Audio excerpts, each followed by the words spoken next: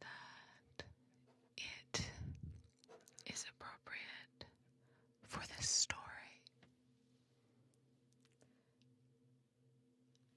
We're going to make the Dark Academia series binaural from now on, I think.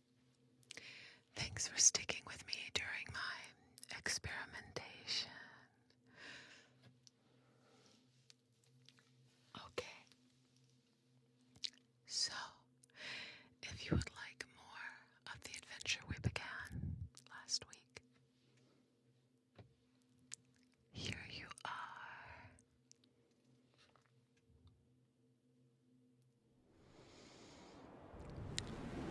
Your consciousness swims as if through water streaked with beams of sunlight in rippling waves that make it impossible to tell which way is up.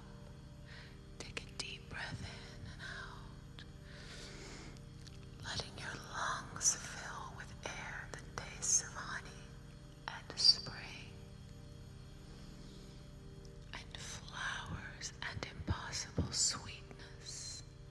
The leather chair beneath you is transformed into soft moss, and the lamp's glow has become dappled sunlight, filtering through cherry blossoms that bloom in this eternal, strange realm. A soft chime draws your attention to the figure reclining beside you on the endless carpet of flowers. His beauty strikes like lightning, all sharp angles and dangerous grace, with eyes an impossible green that echo the first days of spring. A breeze you can't quite feel echoes and seems to form words just beyond understanding. Welcome, he says, his voice like honey poured over chimes. How pleased I am that you accepted my invitation. His fingers gestured to a blue midnight book. It lies open on the moss beneath you, and its pages now filled with blooming images and dancing figures that seem to step in and out of the paper as the pages flick endlessly of their own volition.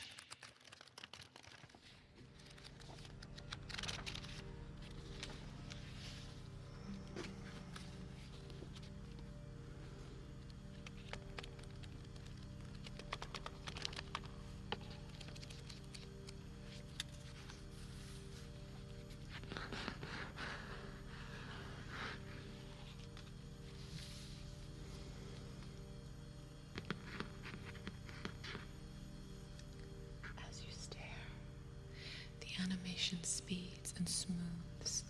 The figures in the book hasten, cling to each other, letting their flowing garments slip from their shoulders and off of their skin, letting their heads bend toward each other and their lips brush.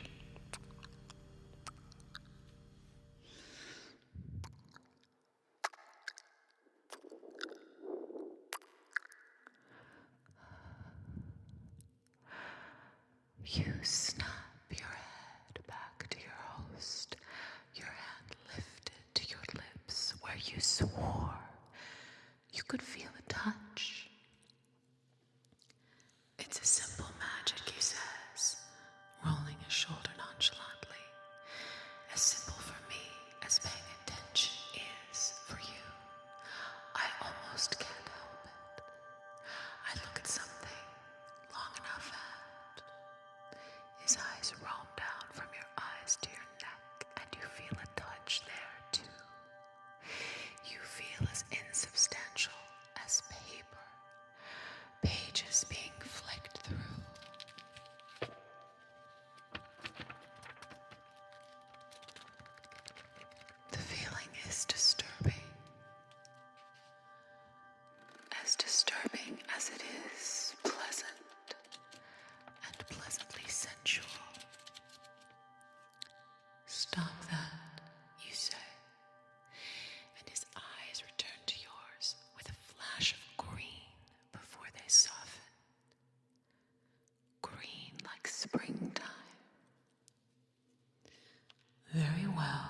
He nods.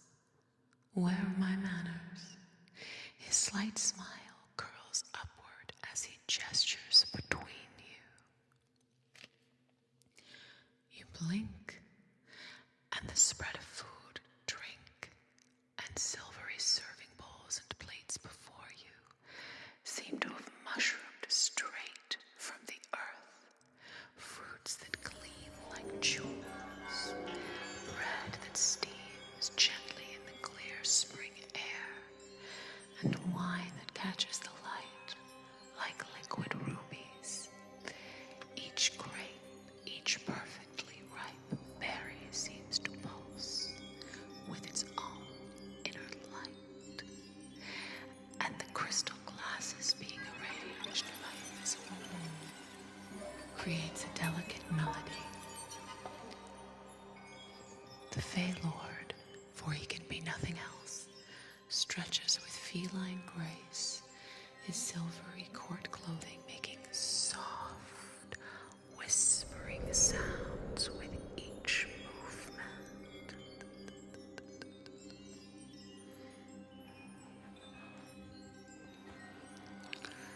You must be famished after your studies, he purrs, selecting a perfect grape with long fingers tipped in silver. Please share my repast. I so rarely have such interesting company, he says.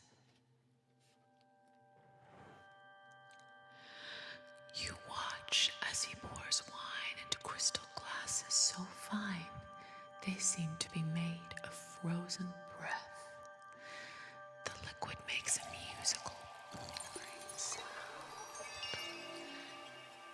and it harmonizes perfectly with distant, echoing birdsong. The scent rises like a spell, the scent of summer berries and spring flowers all at once. Impossibly perfect, but also impossible. Your hands remain firmly in your lap, remembering every fairy tale warning about eating in the realm of fairy. The moss beneath you is soft as velvet and makes a gentle rustling sound as you adjust your position.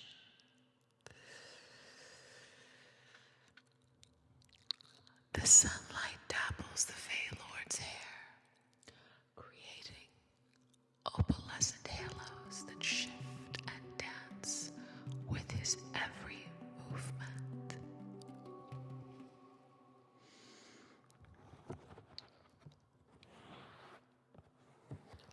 Come now, he says, his smile now sharp as cut crystal.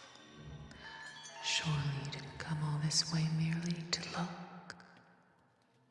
The wine is quite exceptional, pressed from grapes that grow in the midnight garden, where summer dreams are stored for winter. He lifts a glass, and the crystal sings a pure note, and it makes the flowers around you tremble. The breeze carries the scent of jasmine and moonflowers. They have no business blooming together, yet here they are, their perfume making your thoughts move slow as honey. All around you, butterflies with wings of stained glass drift between flowers that seem to chime softly with their petals' touch. Just one sip, he says, his green eyes darkening like deep forest pools. One taste of spring eternal, freely given and freely shared. The glass he offers nose catches the light that seems to come from everywhere and nowhere at once, the wine within it glowing like a heart of ruby fire. Your fingers move of their own accord, reaching for the glass. It feels impossibly delicate in your grasp, like holding frozen music.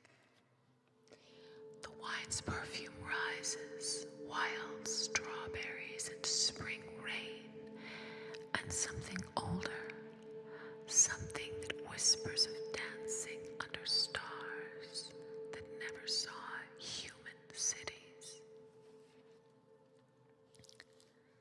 Yes, that's it, your host whispers, as the distance between your lips at the edge of the goblet seems to stretch for miles. The movement of your wrist, twisting it to your face, seems to take an age. It would feel so good to join me, he says, though his lips are not moving. He's in your mind now, poured slowly like wine into a vessel, exquisite to keep such company, delicious to dine on such finery, triumphant to stay forever. You never have to leave, darling. You blink, and it's as if lightning has electrified the air around you, as the voice doubles and echoes back. You never have to leave. You never have to leave. The voice crashes through your dream like breaking glass, and the goblet becomes the midnight blue book sliding from your lap. The book slides from your lap. Its thump against the carpet brings you fully awake. James stands before you.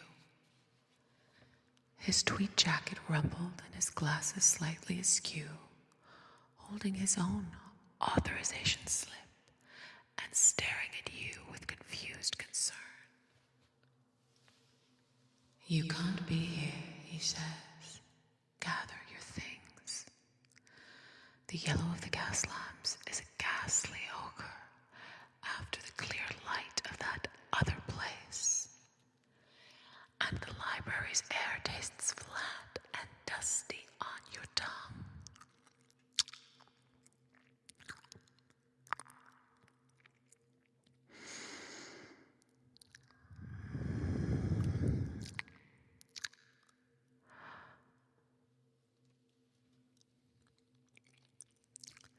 He licks and purses his lips with impatience when you make no move to retrieve the book. James ducks under the table to retrieve it. He closes the book with a soft thump, and you choke on nothing, reaching out for the tome without deciding to do so, as he snatches it away and returns it to the shelves. The walk home through autumn streets feels like moving between worlds. Fallen leaves make soft, crunching noises beneath your feet. Yet, with each step, you imagine you can smell jasmine again and hear distant crystal chimes. The morning is cold enough to show your breath in pale puffs, but your skin remembers the warmth of eternal spring. Your pub's familiar facade comes into view around the corner, and you stop short.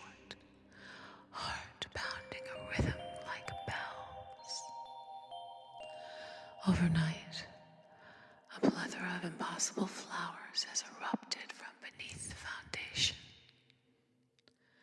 Wisteria and morning glories twine together in defiance of season and nature, their blooms a perfect match for the color of wine in crystal glasses. The flowers have grown in a perfect circle around the door, their perfume carrying on the autumn wind. Through the window, a flash of silver catches your eye. A man sits at the bar, his hair catching the morning light like a halo. As though sensing your gaze, he turns, and green eyes meet yours through the glass. His smile is sharp as cut crystal, and in your pocket you feel the weight of what you first thought was the authorization slip.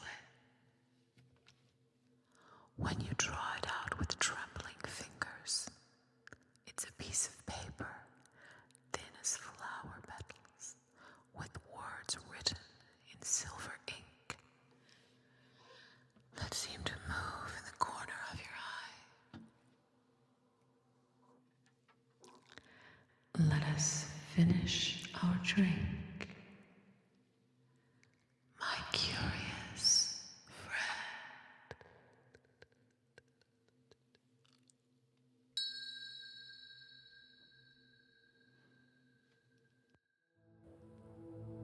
The night